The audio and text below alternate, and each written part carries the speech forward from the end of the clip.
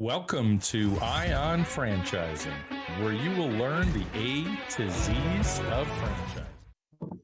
Hello, everyone, and welcome back to another fabulous episode, if I don't mind saying so myself, to Ion Franchising. This is Lance Graulich, your host. Today is another very special day.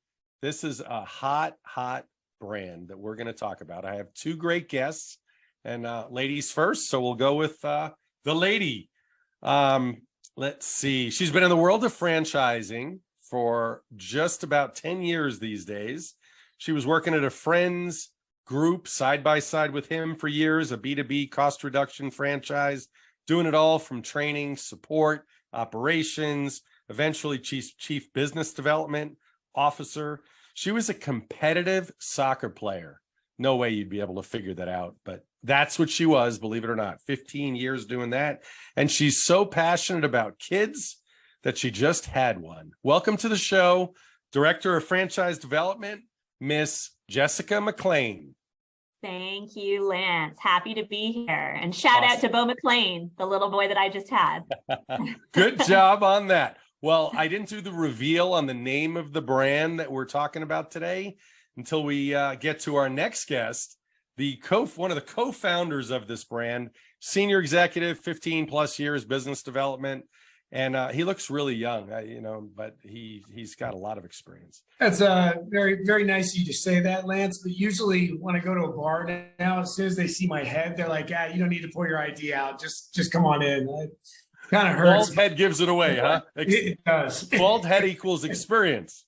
Yes, it does. So chief business development for Authentic Brands. He assisted them driving growth from $100 million to $8 billion in just 7 years. You could say this guy's a real baller. More on that in a little bit. He was business development, sporting goods, and the licensing industry. He's held all kinds of positions. Horizon Fitness, Fitness Quest. We'll talk about that. He's got a BS degree in kinesiology. Fancy, but that certainly fits with what we're talking about. I mean, fundamentally exercise science. It's I got out of school and my father called me. He's like, "What are you going to do now?" And I'm like, I'm looking for a job. He's like, "Go teach gym." I'm like, "Dad, I'm not a teacher. I have an exercise degree." He's like, "Well, what are you going to do?" I'm like, "I'm personal training. I'll figure it out." So anybody's kids out there that want to get an exercise science degree, figure out what they want to do first before they get into it. I love it. But now look at you. Now look at you, John, right? Now look at you, John. We'll go through that journey of how I landed here. Well, so the culmination of this introduction to my friend John Erlandson, co-founder of Youth Athletes United and Soccer Stars. Soccer Stars is the brand of the hour. So let's have a conversation with these two superstars. I mean, soccer stars. Welcome to the show, John. Officially. Thank you. Appreciate you having us. You got it. Well, ladies first. Jessica, let's go back to your deep history. How the heck did you get into franchising? What'd you want to be when you grow up? How'd you get in the world of franchising? Yeah, I appreciate the question. So my original goal from a career, and I grew up in a family where nowadays it would be considered old school. There was an expectation in my house that you had to make a decision when you were really young as to what you want to do when you grow up. So I'd have to fill out a form every year through grade school. And on that form, it would be like, okay, what are you going to be? Right. And you feel that pressure as a kid. And anyways, my sister was much more creative. She came up with all these different unique ideas. I put teacher. Every single time, teacher was the answer. And so that's always what I had said that I was going to be. My mom loved the idea of it because she's a teacher, grew up working with kids. So that was the goal. That was the plan. Went to university for 4 years, then I'm Canadian. So here in Canada, it's called Teachers College. And throughout that time, actually, that journey, every summer, what I did to get experience working with kids was coach and manage a soccer camp, interestingly enough. And I did that for 4 years. Anyhow, while I was in the last phases of Teachers College, so I was actually in the school teaching the kids, I just had something inside my gut and my heart and my mind that was telling me that a long-term career perspective, even though I love kids and I love educating, I just didn't feel like it was what I wanted to do. I just had something in me that was telling me that. as you can imagine, this decision that I was telling my parents I was going to make was devastating to them. They're devastated, especially my mom. I filled out the form every year. Here I am, the money had gone towards it. And I'm telling them, and so then the question becomes, well, what are you going to do? Right? If you're not going to be a teacher, what are you going to do? And my answer was, I have absolutely no idea. The only answer I had is that I knew I wanted to do something that was in more of an adult-centric environment. I had made that decision. I knew I loved business. I knew I loved relationships and communicating with people. The only answer I had was, I'm going to move to the city. I'm going to move to Toronto, and I'm going to figure it out. Every parent's dream, not when your kid says that. Anyhow, so long story short, moved to the city, found a job in recruiting to begin with. That was the first job that I had, led me to another position with a software company, again, starting in HR. And soon after I did that, they said, do you want to be more client customer facing? Moved into that role. And then I made another decision to move to a really small town here in Ontario. And so that was really challenging, because then the question became, what are you going to do from a corporate perspective? Anyhow, believe it or not, in the newspaper, and again, this was 11 years ago now, in the newspaper, there was an ad for a franchise system. I didn't even know it was a franchise system. I just saw the ad in the newspaper. I read a little bit about what they were looking for. I thought, you know what? There's maybe 5 jobs available in this little town, so I'm going to put this out there. It sounds like it's at least somewhat business related. Lance, I know you're good friends with the founder of the franchise system. So next thing I know, I'm sitting down with him, and a week after that, I started a position where I was responsible for building a training team and department and system for new franchisees coming into that B2B consulting franchise. And that's where my journey began in franchising. Love it, love it, love it. Well, that is a heck of a start. So I appreciate that. John, how about you? Yeah, so I'll go back to I'm sitting there after college. I don't know what I'm going to do. And I decided to invent a fitness product because I have nothing but time on my hand. I love fitness. So I invented what's called the Extra Deck, and it's a color-coded deck of cards. When you travel and want to flip your workout out, you can just flip out these color zones and get a different workout every time. So I sold it to Fitness Quest, actually. And now my dad calls and, what are you going to do now that you've sold this fitness product? You still have a job. I'm like, I'm collecting royalties, man. I'm retired. So it goes on QVC and it bombs. Like the worst product in the history of QVC. We need to sell like 20,000 units in 8 minutes. We sold 2. So my royalty dream of retirement at 22 didn't quite come through. So now I'm back to square one. I'm personal training, and it's like, man, I got this college debt. What am I going to do? And Fitness Quest was hiring for a brand manager. They just licensed in the New Balance brand. So they took the license of the shoe brand and put it on treadmills and ellipticals. They were looking for a brand manager.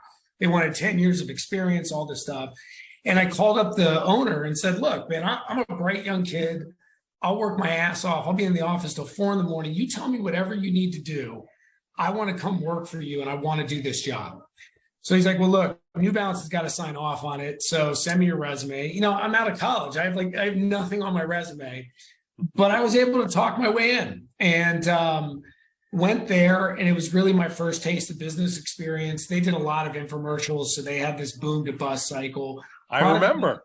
Yeah. I mean, Tony Little, Gazelle, Chuck Norris, the Total Gym, still on TV to this day. We had a Total Gym when Total Gym first came out. Yeah, it's amazing. So I had some unbelievable brands. I learned a ton from the owners there, but fundamentally, I didn't love the infomercial business because I thought the products could be hit or miss. We had some really good ones, but we also had some ones that were not great. And so Horizon Fitness was a big player. They make everything from like Matrix, next time you're in a gym, to Horizon Division, second largest fitness manufacturer in the world. Got a job to come there and launch a couple of their product lines. From there, I moved to Sportcraft. So I'm still in product development and sales. I didn't even know what franchising was at this point, and I'm a lot of years into my career. And then Sportcraft goes bankrupt, and I just bought a new house. I just had a baby. Every dime I had went into the house. Took about a year to build, thought we were going to recap. And I'm in my new house. I get a call saying, hey, did we do the recapitalization? No, board won't approve it. We're liquidating. So I go to my wife and like, I think we got $50 in our bank account, no health insurance, no check. And a baby. And a baby. And a baby. But you have a baby. Yeah. So having a baby in the hospital without health insurance was an interesting life experience for another podcast. Yeah. But so I'm sitting around trying to figure out what I want to do. And so I go back to hustling again, just like I did when I invented the fitness product. I realized all the factories that got burned that I had just been in China telling them, we're going to pay you, we're going to pay you, had all this inventory. And the trademarks are in bankruptcy limbo, so no one's watching the ports. So I called the factories and I just said, I'm going to apologize because they think I lied to them. I didn't know any better. I was kind of a pawn in the game. And they just said, hey, can you sell this inventory? And I'm like, I don't know. I'll call you right back. So now I start calling all the retailers and I start selling inventory kind of illegally under the radar. But I'm like, all right, we got enough to pay the mortgage this month. We got enough to pay the car payment. So I'm just hustling. And that all kind of got sold. The trademarks got bought by Authentic Brands. And right around that time, we ran out of money again. Hurricane Sandy hit, 7 trees fall on my house. And I'm like, this has got to be like the worst time of life. But I got a $60,000 insurance check and it was $5,000 to fix everything. So now we're back in business and we're surviving. So back in the black. Yeah. So I took that and like every good entrepreneur, I doubled down. I went to the bankruptcy court and I bought the software we had developed at Sportcraft to manage product management. And it was a really unique kind of software. So I started a software company with the money from the insurance. What's interesting is now I know the advantages of franchising because starting a business from scratch, I realized was like, it's way harder than most people think. And so having a system in a box is unbelievably a much better way to start if you just want to go out and produce and you don't necessarily want to spend all your time trying to figure out how to invent. Yes. And so through that process, Authentic Brands then had the trademarks, heard I was still selling some inventory, dribs and drabs, and called me and were like, hey, you can't be doing this. So I think I'm going in there to get sued. I go to meet with the owner and he's like, look, I really like you. You looking for a job? And I'm like, all right. And that turned out to be probably the most life-changing experience. They were a licensing company. So now I'm getting closer to franchising. And it was a Harvard case study. Raised $500 million from Leonard Green, complete startup, bought celebrity estates. First one was Marilyn Monroe, then Elvis Presley, Muhammad Ali, did such a good job with dead celebrities. Live celebrities came to us and said, can you do this for me? Shaquille O'Neal, Greg Norman. So we started buying half of their rights. And then we started buying fashion and sports brands. Licensing is very, very similar to franchising with some legal nuances. And I fell in love with the industry. It was like something I was very good at. I felt like I'm very good at working with outside businesses, helping entrepreneurs, building box-based systems where a lot of the IP is right there and just scaling those. And so we were very fortunate enough, myself and my business partner today, to have early stage options in that company. The minute they cashed, I was right back to my journey of I always wanted to be an entrepreneur. I always like to hustle. What are we going to do? And Super Soccer Stars comes up for sale. And so it was like options cashed, Soccer Stars came up for sale, Amazing Athletes, another brand we own, came up for sale. And me and my partner started talking about like, man, we could build the same platform that we just did in licensing, except for I can get up every morning and love what I do. I just didn't care about women's handbags and posters, but I care about kids. I care about fitness. I care about sports. Man, if I can make a great living doing that, like I couldn't, like it all came together. I love it. And it took about 38 years. Wow. It all came together that quick in 38 years. Overnight success. Well, and I think it's so cool too, John, how Adam, John's business partner, his kids also participated over the years in Super Soccer Stars. That's how we found it. Yeah. Yeah. Yeah. So you get a hold of Super Soccer Stars. You know, that was how long ago exactly that you set up a franchise system? Let's talk about how you got into franchise. So it started as an opco. So we bought Amazing Athletes, which Youth Athletes United is the platform. On the consumer brands that we own, the first two were Amazing Athletes, and the other one was Super Soccer Stars. And so, as you can see, we got a lot of action going on here in the office. So Amazing Athletes, Super Soccer Stars. Super Soccer Stars was about a $20 million operating company in 13 major markets, mostly cities, Manhattan, Los Angeles, places like that. Amazing Athletes was a pure franchise co in 30 states. So when we merged the two together, we had always been like, well, look, we want to scale franchising, but we really need to understand this opco we bought.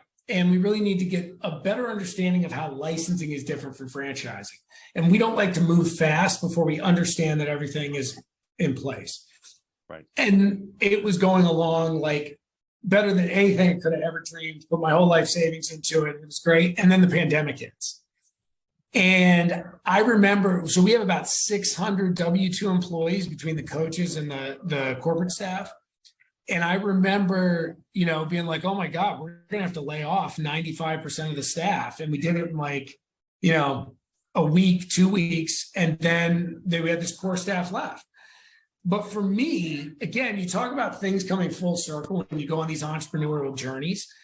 I felt like I was rock solid piece of iron. Why? Because I had lived through bankruptcies. I had lived through businesses that didn't work. So when I got on there, I could speak to the team with so much confidence about, like, I'm telling you, everything's going to be okay.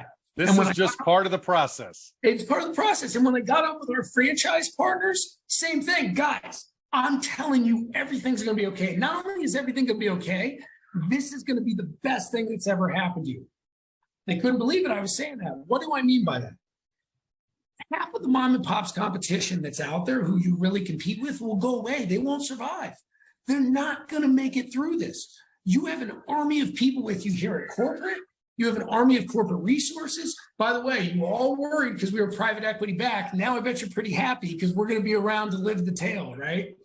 And so over time, building that trust, taking our history and then just injecting it and infusing it into the system, we survived the pandemic and then we started to just geometrically explode coming out of it, which is now where it has led us to start franchising Soccer Stars because the demand has been unbelievable. I love it. I love that story. So share with us, John. So how did you come across Franchise FastLane and Jessica for your business development piece?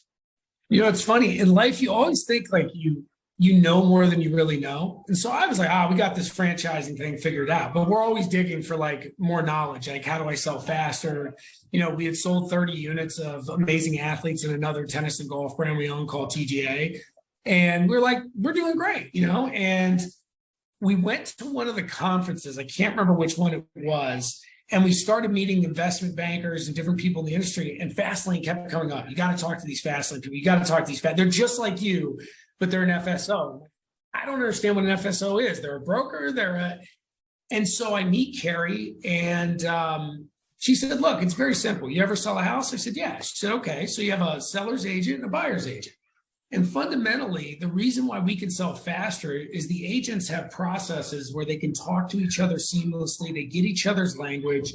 And by systematizing that process, you sell a lot faster because everybody starts to know each other. And the other thing that's really cool is, listen, when a person comes to buy a brand from you in a franchise, there's a little bit of you're selling me and educating me simultaneously, right? Like there's a little bit of an unfair advantage. So there's some mistrust. And she goes, John, you may be great at building that trust, but it's never going to be perfect.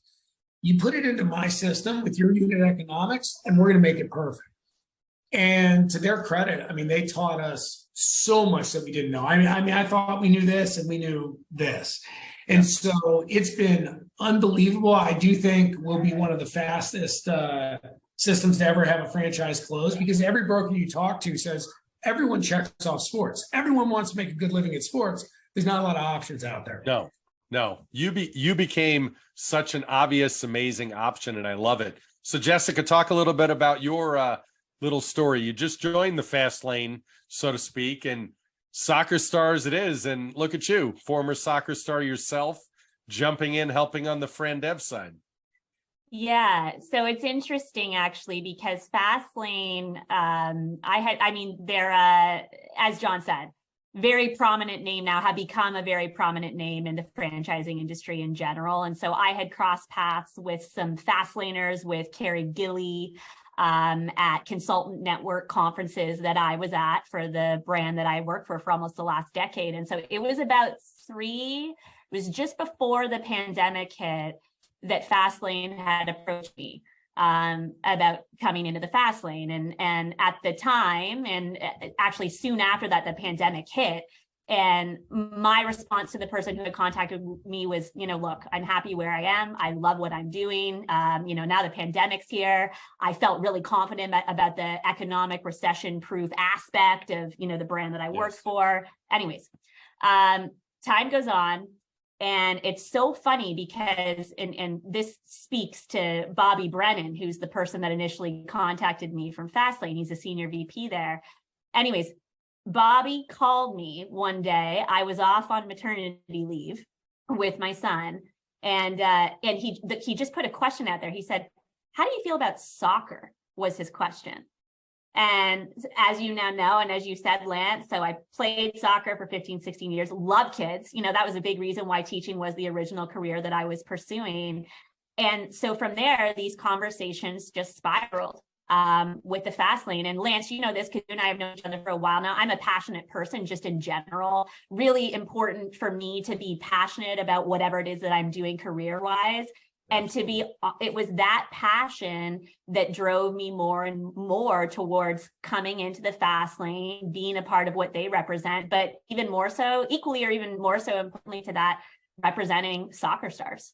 Yeah. I really felt the drive. It was like one of those moments in life of, this is a bit of a risk for me because of the position that I held where I came from. But, you hear some of the most successful people, in the world talk about how some of their most telling moments that changed their lives were when they took risks. And Absolutely. So I made the decision to take that risk. Yeah, no, I love it. So let's talk a little bit, John, why don't you talk about what Soccer Stars is as a franchise system, and then Jessica, you dive into the investment and who you're looking for and all that. Fundamentally, we run kids soccer classes. We don't run leagues. We don't run tournaments. We aren't your kids need to travel to 6 states over to get competition when they're 10. There's a side of sports, and there's good and bad about all those things that most people think of sports.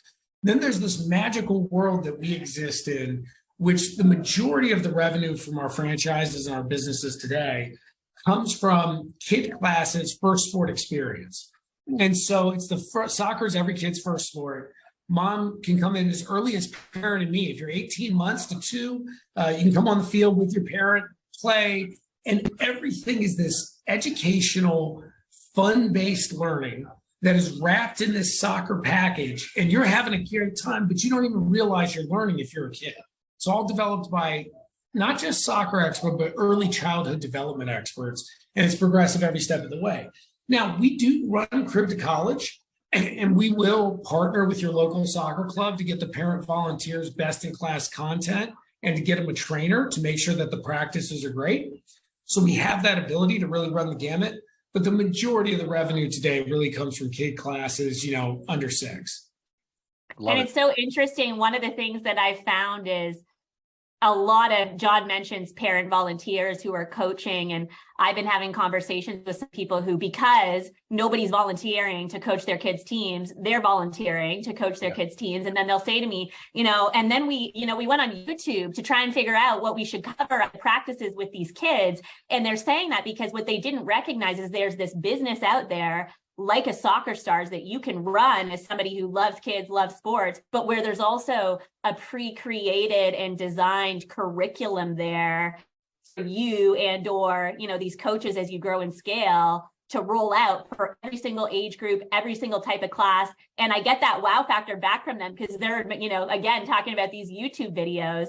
And so that's one of the elements that I thought was really cool about this too, is Dean Simpson, who heads this on the Soccer Stars team, has mapped this curriculum out start to finish for these different I'll tell you, growing up in New York, my mother was my soccer coach. When I was 16, we were on a traveling soccer team, and she knew nothing about soccer when this whole thing came about, but she learned, and she was an amazing coach. And that picture pops up in my Facebook memories every year, and I reshare it. I absolutely love that experience. I mean, some of the people listening, everybody talks about following their passion to find a business. And, to some degree, you see it on Shark Tank all the time. That's a hobby. That's not a business. It's amazing. You guys have turned this into an absolute business that clearly there's passion behind it. I don't know that anybody's going to be successful working with kids in soccer if they're not passionate about that. So let's talk a little bit about that, and then we'll dive into the investment. I mean, look, we say that and you hear the kids screaming in the background here. It's great. That's passion. It is. And I would say, we say, look, money is a wonderful byproduct of this business, but it's a byproduct. You need to be here first because you want to get out of bed every morning. You want to change kids' lives, because we fundamentally do. We believe in that mission. Everybody here believes that mission. Our franchisees believe that mission. And what's amazing about the type of people that start this business as a franchise, a lot of them are worried, well, I don't know how to sell. It's like, hey, you don't know how to sell. You don't have to sell. Can you tell a story of how you could change a kid's life through sport? Because if you can do that at a party, you can do it at a preschool, at a church, at an elementary school, at a park and rec. Everybody you're going to talk to when you have to go find a location that you have to sell to is interested in helping their community. It's not like someone trying to sell you a car. Nothing wrong with car sales. Right. But it's a very sale where I have to get you right now. I don't care what the experience is, because if you leave the lot, I'm never seeing you again, right? So it's a very kind of like, it's back and forth. It's not like we're working together for something great. You're a member of your community that's trying to enact change. It's like, oh, there's Coach John, or my nickname is Coach Marshmallow. So the kids are like, oh, Coach Marshmallow, right? I'm big and fluffy. So I love it. I'm going to call you that now.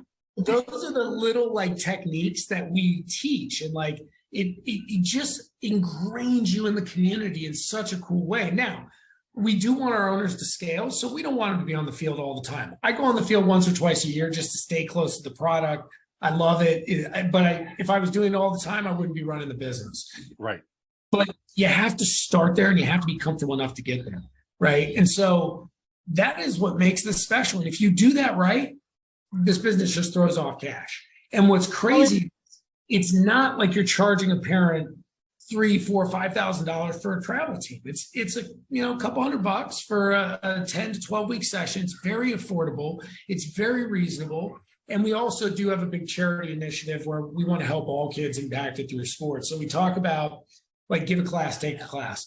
So for example, if you're in a mixed income school, our business is like the airline. Nobody really thinks about that. When a class takes off, those empty spots, they just expire. So give them away, right? It doesn't cost you anything. And now we get underprivileged kids coming into the class, and you get to do the whole do good in the world while simultaneously not affecting your income. Everybody wins. And so it is just a wonderful, wonderful business. And I think what we've brought to it, like Dean was one of the founders, like 20 years ago, he invented this thing from scratch with Gustavo. We brought professionalism, business scale, millions of dollars in infrastructure. Our third business partner has a degree from MIT, developed software from McKinsey. So he's building the whole software in the back end. That's really what we've done. We've done basically made great greater. I love it. It's amazing. People just sorry, Lan. I was just going to say one really cool, in my opinion, differentiator, and it relates to the comment that John made too about the common interest between a franchisee or business owner and who they're speaking with in their community as they secure these locations for the classes. Soccer starts to offers these programs to kids as young as my son's age, so a year old, through to 14 plus. A lot of the youth enrichment programs out there don't. A lot of them start at, maybe age 2, 3, 4 through to age 8.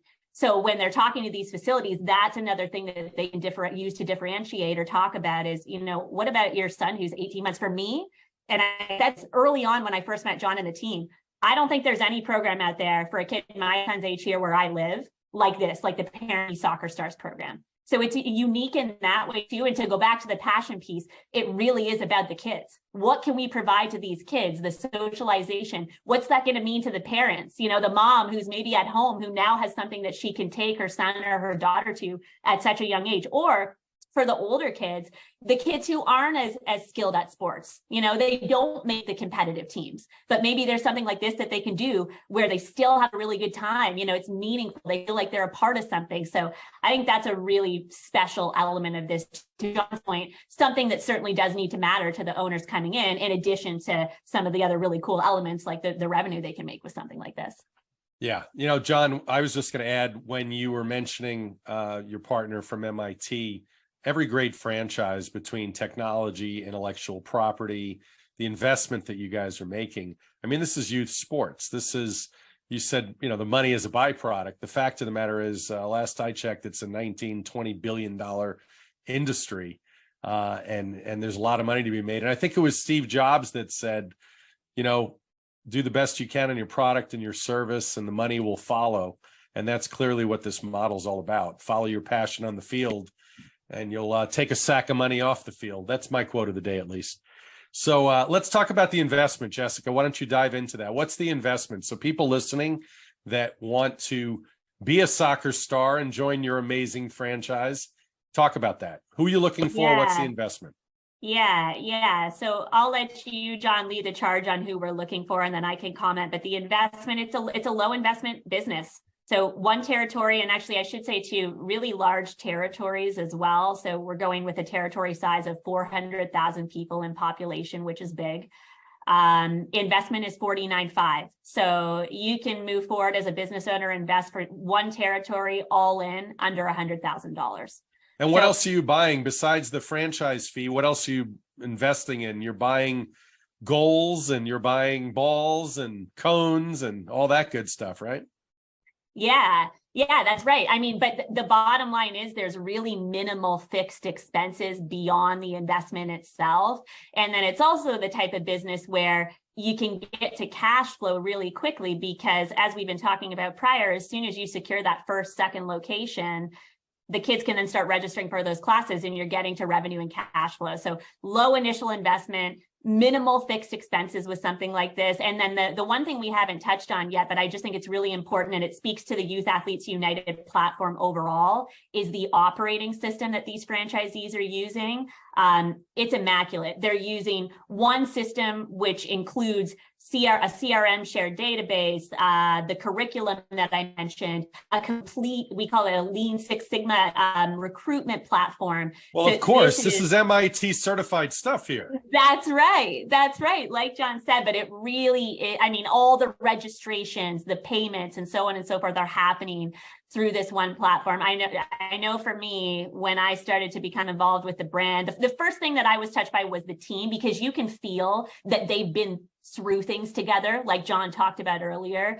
A lot of them have a lot of tenure, like Dean, who we mentioned, and others. So you could feel that. That was the first thing I noticed. But the second thing, I was blown away by the system. We have two kind of commitments to our franchisees. So one thing I say all the time is, I'll never ask you to do anything with your money that I'm not doing my own, because I own 13 of these units that actually are more like 20 territories, right? So if I'm telling you to do something, it's because I made money on it, and now I'm passing it on to you. And if I'm telling you not to do something, I already lost money on it, and I'm telling you to save yours.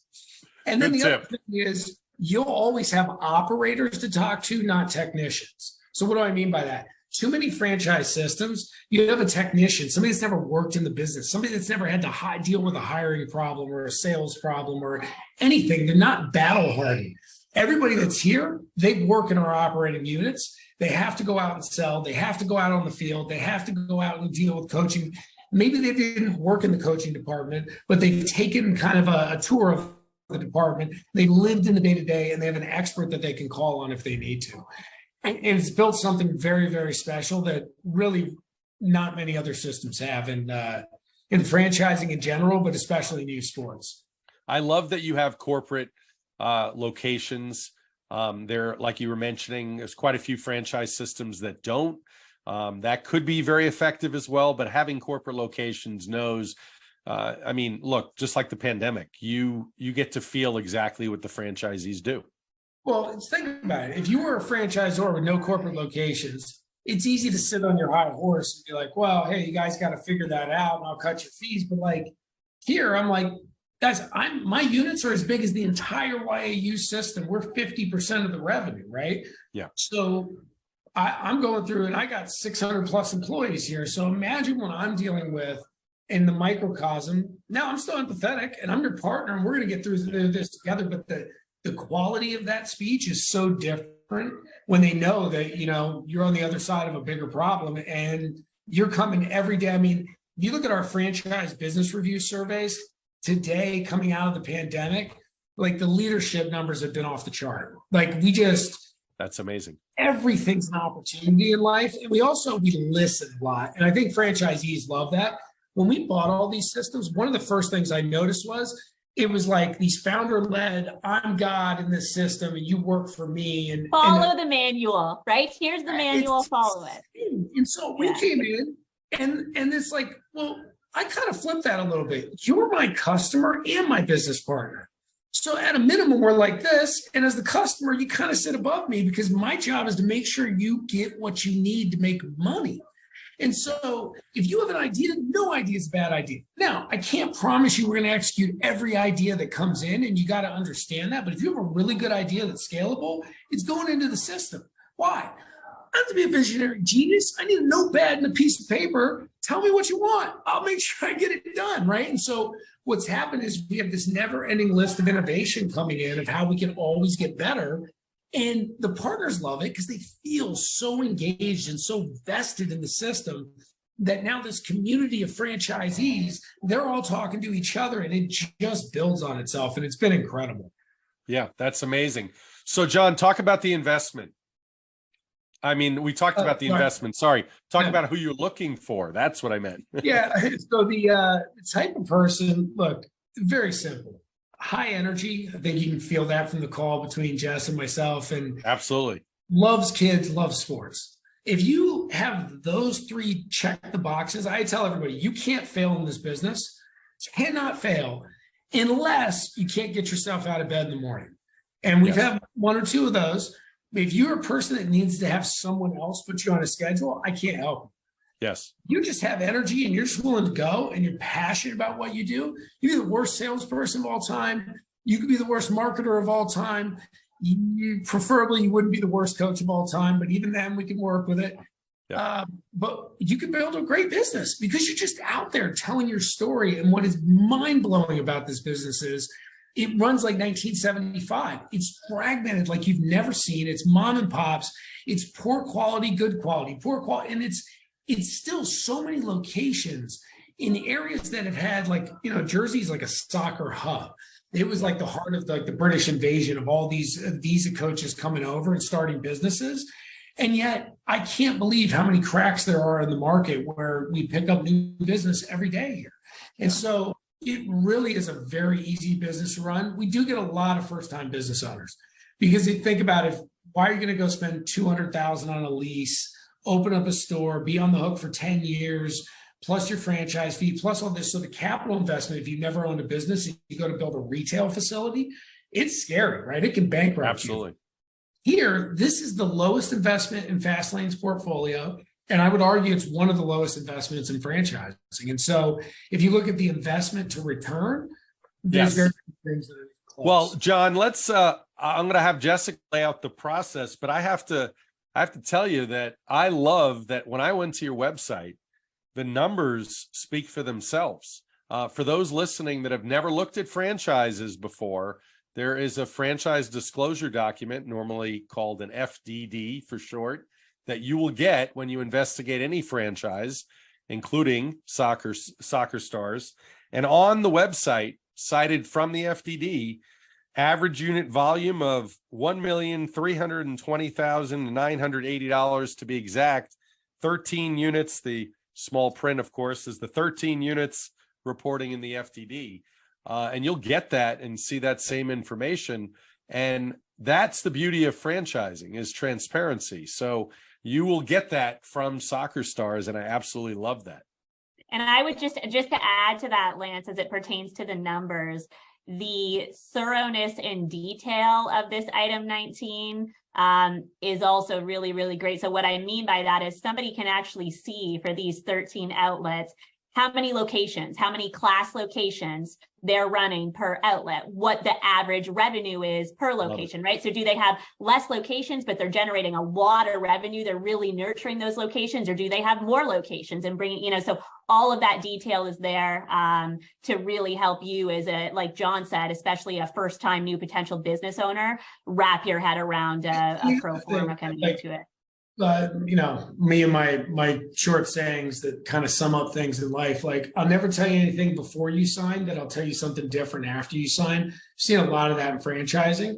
The greatest FDD in the world, I could spin a story around it if you want to be a bad salesperson. So we're very transparent. Look, you're not going to get to $1 million in year one, right? Like, it's not that type of business. You're going to do $200,000-300,000 a year if you're a rock star. And if you're not, you're going to do 125, and you're going to stack that up. And it might take you 5 years to get there, to get to $500,000 or to get to $1 million, depending on if you're, you know, top tier or mid tier. Right. And so, because we'll sit with brokers and they ask great questions, a lot of smart brokers out there, and they'll go, wait, I've never seen an item 7 that's this low with an item 19 this big. Well, the catch is you need time. Because this is a Netflix type business. You're stacking annuities. Once you get that location, kids show up and you just have weekly annuities coming to you for life. As long as you show up, you bring entertaining content where kids are learning and having a good time. And that's fundamentally what the business model is. Love it. So Jessica, share with us, or John, the process when you have, obviously there's a first phone call. Franchising is a two-way street. Everybody has to like each other. At some point you get to, you know, you call it confirmation day. I want to hear the story. Isn't that so true though? All things being equal, people do business with people that they like. All things not being equal, people still do business with people that they like at the end of the day, right? Absolutely. So process, you're meaning the process that we take the candidates through? Is that what exactly. you mean? Yeah. So actually what we do is there's a video that we'll send to somebody prior to their first conversation with me that just gives them a really high level overview of the business, 20 minutes in length. And then from there, I'll have a conversation with them, and we'll talk in that first conversation mostly about them. You know, what do you want to hear from me throughout this call? You know, based on what they watched in the video, based on other things that they're wondering pertaining to the business. And really, I want to learn their why. Why are you here talking to me in the first place? What drew you to, you know, youth enrichment, soccer stars? Because I hate my corporate job. Exactly. I'm going to be laid off in 2023. Get me out of here, right? And so that conversation's very collaborative. And then from there, we move into what we call the unit economics, where I actually take them through what we were just talking about. So the initial investment numbers, and take them through the item 19 numbers, and really do a deep dive into that data. Because like I said, it's very thorough. So it's very helpful for a business owner, new business owner, potential new business owner coming into this, looking to build out a pro forma for themselves. And then from there, we, of course, give them the opportunity to start to connect and collaborate with the pre-existing locations and to validate with them. They start to connect and collaborate with John, Adam, and the Superstar support team. And then from that point moving forward, we get into looking at territories and discovery day and confirmation day, where we actually collaborate and meet the team and work towards, you know, a final decision. But really, it's been, you know, it's an interesting experience, because I think back to there's a licensee who's been doing this for about 15 years and been running Super Soccer Stars, or Soccer Stars now, for about a year. And he was on a call the other day, and he worked in IT before this. He worked in IT, corporate America. And, you know, he said he kind of liked what he did, you know, and he was providing a nice living for his family. But when this came about, he just told such a powerful story about the day that he made the decision to take the leap and to work through the process at the time. He said, you know, every single day now, he loves getting up and doing what he does. And that's what I love about this, is there are people who can come from an IT background, a financial background, you know, multiple different types of backgrounds in corporate America, to your point, Lance, and they don't realize that there's an opportunity like this out there. And I feel like in some cases, there's something within themselves that they can actually unleash in, committing to launching something even like anecdotal around that guy, which is like what I love about franchising is like the hidden thing nobody talks about. So he was here in New York. We did a business planning session. We were strategizing. He's like, let's go grab a beer. So I'm like, all right. And he has this beer app on his phone that's cataloged every beer he's ever drank. And he knows every place to go in the city. And what's so cool about franchising is like the depth of like these people and their stories and your business partners, and they're all different. But like that is such, for me, it's an amazing way to wake up because every partner conversation is a little different. Yeah. And it keeps things exciting, right? And so and you get to know people better than if it's a job because they're your business partners. So they'll tell you things they wouldn't if we worked together as colleagues. Yeah. But the other thing I'll tell you guys, you said, people continue to work with people they like. When things get tough, they stick with people they respect. And at the end of the day, I think we love our franchisees and a lot of them love us, but we all respect each other. And so if there's a problem, if there's a tough issue we got to work out, what you find is when things do get tough, liking somebody falls apart very, very quickly. But if you respect somebody, you will grind your way through and figure out what you need to do. And look, pandemic was a perfect example of that. Like we had some very, very tough personal financial situations with some of our franchisees. And just fundamentally, we went through the box and said, look, do I want to be in the trenches with this person when things are good? And the answer is yeah. So you know what? We're going to get back here and, we're going to start getting down the field and building the business again. So I need to help this person get through. Had a franchisee. We bought a business. He was basically bankrupt. He had just gotten divorced and he assumes I'm calling him asking for money. And I'm like, tell me your story, man. And he tells me, and I'm like, you were one of the biggest franchisees. What happened? And what was a personal issue? I said, so what's your issue now? He's like, man, I just want to get back to my kid on the East Coast. I can't get back. I don't know how to do it. I can't get a job there and I can't pay you. And I said, you know what we're going to do? Don't worry about paying me. I'm going to hire you. You're going to come work for corporate. You're going to move back and be with your kid because if you can't fix your life issue first, then we can't do business together. And he was about to fall off his chair. And we've had one of the most amazing business partners. He actually will move his franchise over to the East Coast starting in January. But it's just like, man, that's what entrepreneurship is about. And that's what this business is about. You can do great things for the world. You can do great things for your business partner. And it is a fucking great way to live, man. It just is. John, I love that story. People forget it's not just getting trained by corporate, getting the intellectual property, the system, the blueprint. It's the community, the franchise community, the collaboration. Soccer is a team sport, but franchising is a team sport.